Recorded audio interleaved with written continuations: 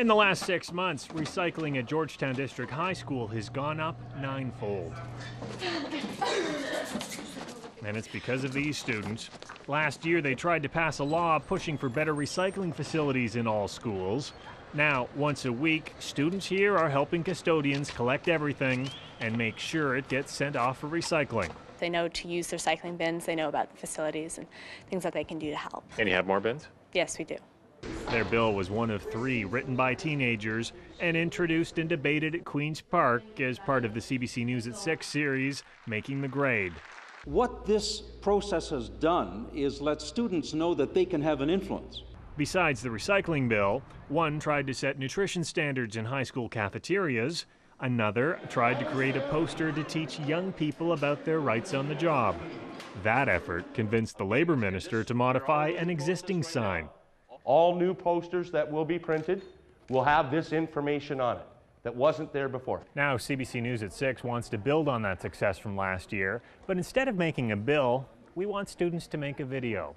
Push for the kind of change you want to see in your school, your community, or your province. Keep it between 1 and 2 minutes long, and if it's good enough, we may broadcast it on air. You want to split the video at the playhead. This grade 10 religion class at Bishop Morocco Secondary is already hard at work on video documentaries about teenage issues. Well, as games become more intricate and more in-depth, we have to ask ourselves, do they become more addictive? Luca Masello has been making films in his spare time for a couple of years. He'd love the chance to reach a broader audience and make the news. Well, that would be great, because then I got my pride good enough to get out on TV.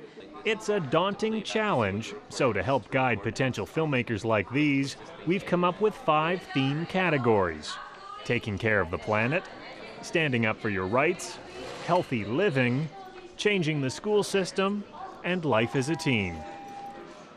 And to make sure the videos get as much exposure as possible, we'll broadcast them here at Queen's Park so the decision makers can see them. They'll appear on closed-circuit TV in every political staffer's office. We've even set up a YouTube group so schools can upload their videos and share them around the world.